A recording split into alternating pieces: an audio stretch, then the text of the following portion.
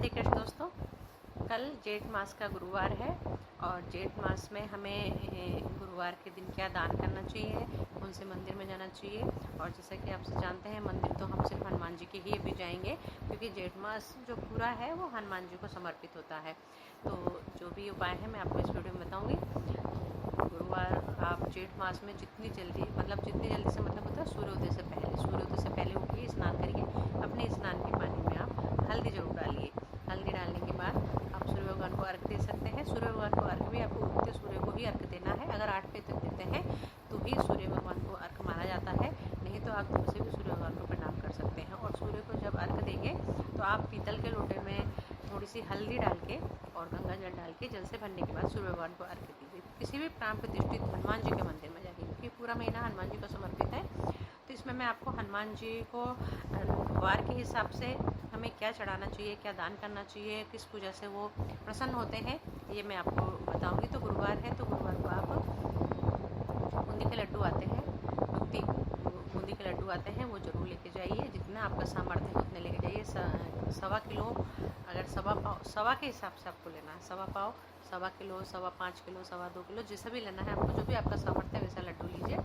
और उस पर तुलसी दल जरूर डालिए, क्योंकि बिना तुलसी दल के हनुमान जी के भोग नहीं लगता है। तुलसी डालिए और हनुमान मंदिर में जाइए। चमेली के तेल का दीपक तो आप जरूर जलाइए, नहीं तो घी का दीपक भी आप जला सकते हैं।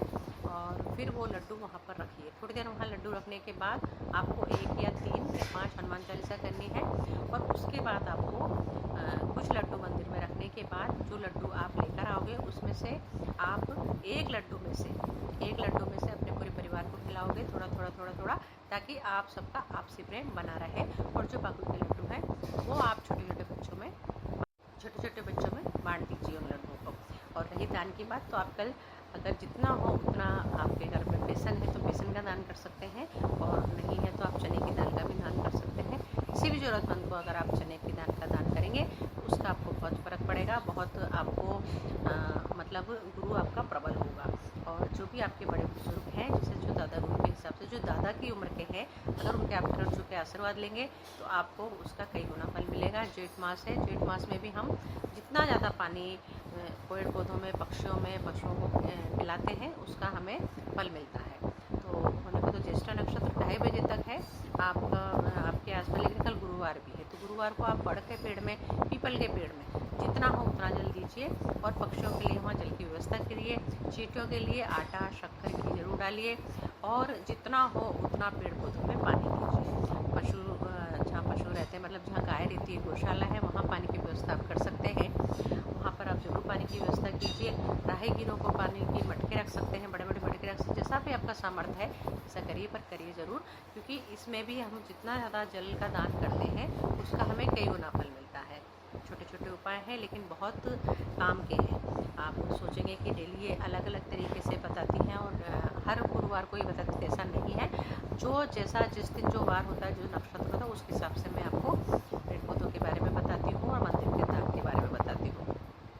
और आपके घर में अगर दादाजी हैं या दादाजी की उम्र के जितने भी आपके आसपास लोग हैं, ज़रूरतमंद लोग हैं, उनको अगर आप कल बेसन की बर्फ़ी, बेसन के लड्डू खिलाएंगे तो उनका आशीर्वाद मिलेगा आपको। आप करके देखिए, ऐसा करने से आपका गुरु प्रबल होगा। आप ये कार्य जरूर करिए। और मान लो अगर आपके आसपास कोई छोटी कन्या है तो उसे कल पीला वस्त्र जरूर दान कीजिए, क्योंकि जेठ मास में दान का भी बहुत महत्व माना गया है। अगर जेठ मास में हम दान करते हैं तो इस जितना हो उतना हमें दान करना चाहिए, जैसा हमारा सामर्थ्य है। थोड़ा है, थोड़ा करिए, पर करिए जरूर। ज़रूरी नहीं है कि हम खूब सारा धन से ही दान कर सकते हैं। हम अपने घर में रखी हुई वस्तुओं से भी छोटा मोटा दान तो कर ही सकते हैं, इसलिए छोटा मोटा दान हमें डेली करना चाहिए। और अब मैं आपको आपके घर के अकॉर्डिंग वास्तु टिप बताती हूँ, जो आपको आपके घर में पॉजिटिविटी जो लाएगा। आप मान लो सुबह जल्दी उठते हैं, जल्दी उठने का मतलब होता है सूर्य उदय होने से पहले उठते हैं, तो आप अपने गैस के पास में आपको एक लोटा भर के रखना है। उसमें थोड़ा सा गंगा जल डालना है, फिर जल डालना है। कहते हैं अगर गंगा जल पहले डालो और जल बाद में डालो तो वो पूरा गंगा जल हो जाता है। अगर हम जल में गंगा जल डालते हैं तो मंत्र बन जाता है, ऐसा शास्त्रों में लिखा गया है, पढ़ा गया है, हमने देखा है। तो आप थोड़ा सा गंगा जल डालिए, फिर जल डालिए, उसको आप गैस के पास रख दीजिए। सारा कार्य सुबह जल्दी उठने के बाद बिना नहाए भी आप ये कर सकते हैं। बिना नहाए आप, लेकिन सूर्योदय से पहले ही करना है, सूर्योदय के बाद नहीं करना है, सूर्योदय से पहले करना है। उस लोटे को गेट के बाहर, जो आपका मेन गेट है उसके बाहर डाल दीजिए और फिर आके उस लोटे को धो लीजिए। देखिए आपके घर में बरकत पड़ना कितनी जल्दी चालू होती है। मैं छोटे छोटे टिप आपको डेली बताऊंगी, आप इसे फॉलो करिए।